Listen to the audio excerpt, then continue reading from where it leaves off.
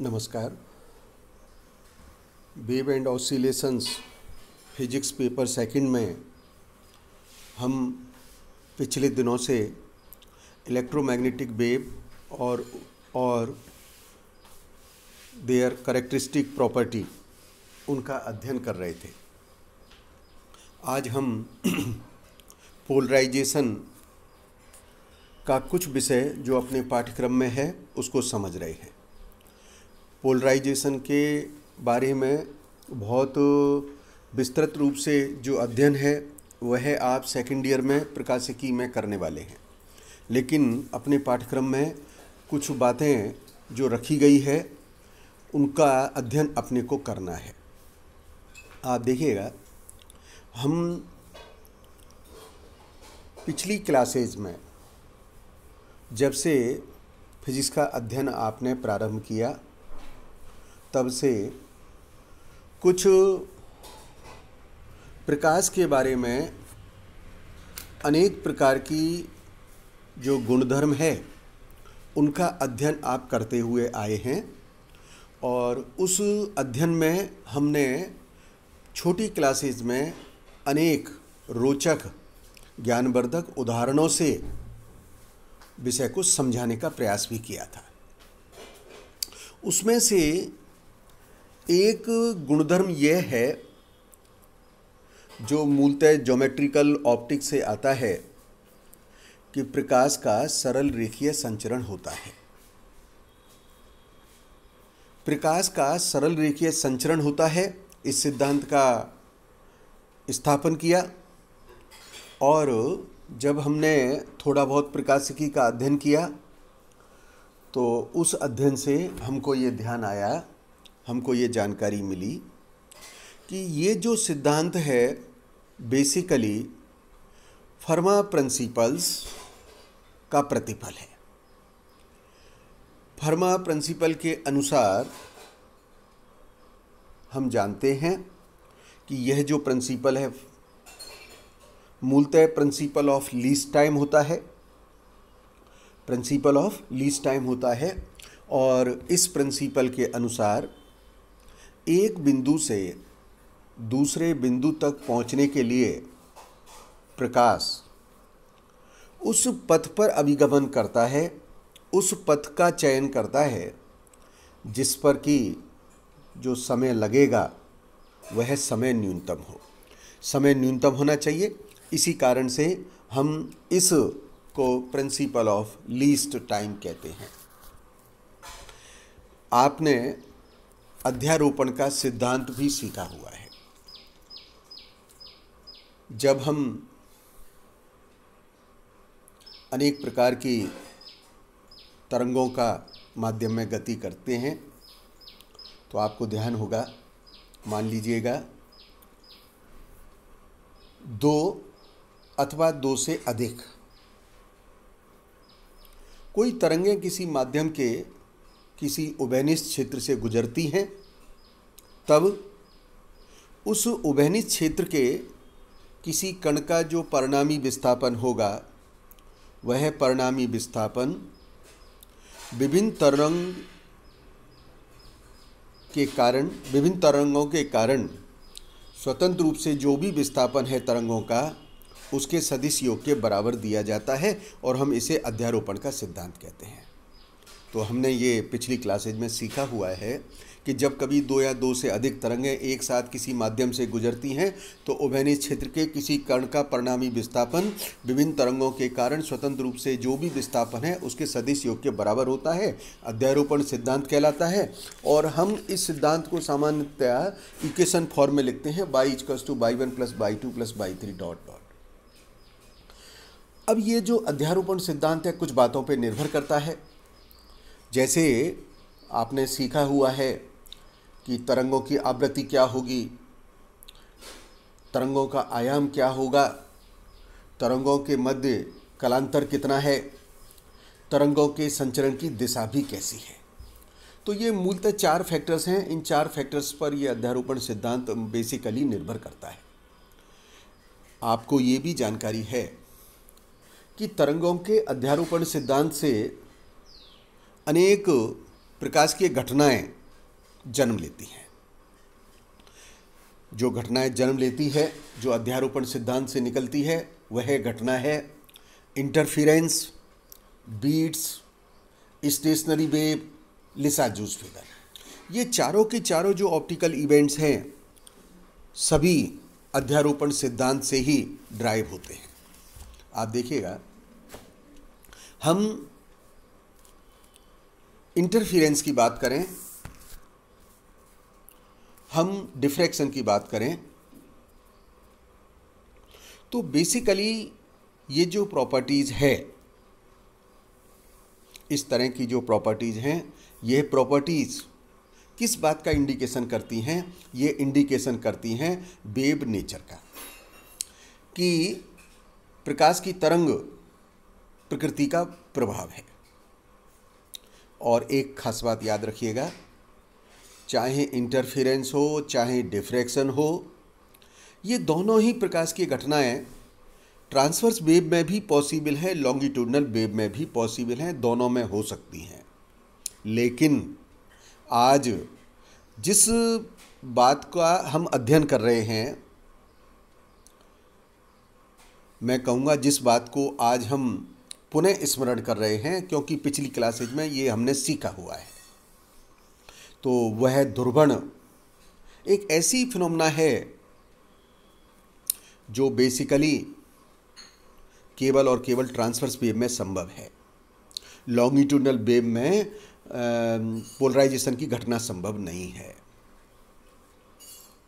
तो प्रकाश के जो ध्रुवण की घटना है, यह अनुप्रस्थ तरंग के रूप में होती है, जिसके अंतर्गत कंपन की दिशा तरंग संचरण के लंबवत होती है। और विद्युत चुंबकीय तरंगों को हमने विद्युत चुंबकीय सिद्धांत, इलेक्ट्रोमैग्नेटिक थ्योरी जो मैक्स प्लैंक के द्वारा दी गई, उसमें ये सिद्ध भी किया है कि इलेक्ट्रोमैग्नेटिक वेव जो हैं वो ट्रांसवर्स वेव हैं। अब आप इलेक्ट्रोमैग्नेटिक वेव का जो अध्ययन सीख चुके हैं, उसके आधार पर इस विषय को समझने का प्रयास करते हैं। देखिए, एक इलेक्ट्रोमैग्नेटिक वेव है, जैसा हमने सीखा है, उसमें इलेक्ट्रिक और मैग्नेटिक फील्ड वेक्टर होते हैं, और ये इलेक्ट्रिक और मैग्नेटिक वेक्टर दोनों एक दूसरे के परपेंडिकुलर होते हैं।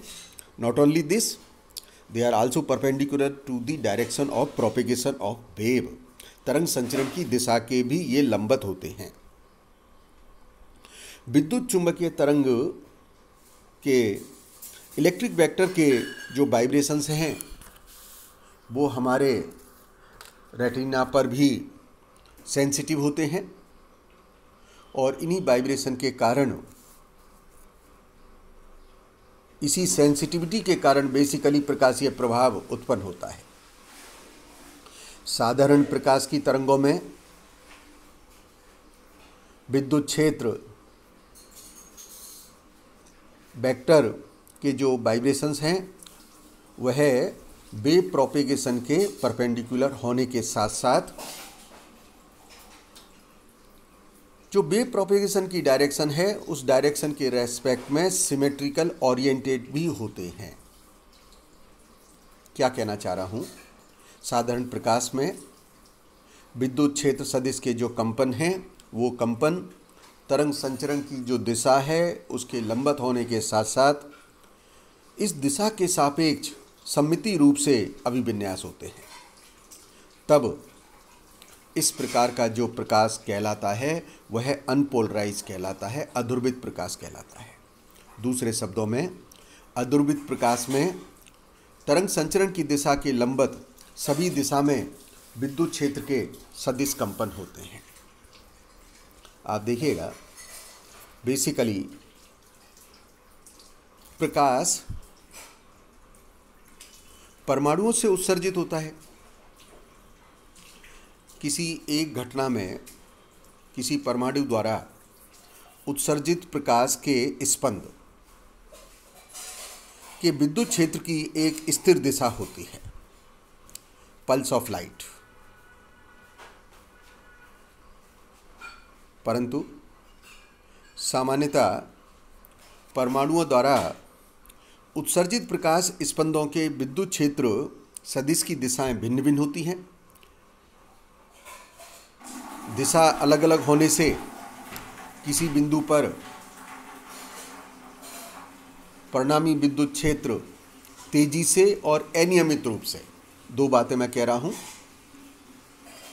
चूंकि इलेक्ट्रिक वेक्टर की डायरेक्शन भिन्न भिन्न हो गई है, अतः किसी बिंदु पर जो परिणामी रिजल्टेंट इलेक्ट्रिक फील्ड होगा उसकी जो डायरेक्शंस है वो रैपिडली और रैंडमली दोनों प्रकार से बदलता है।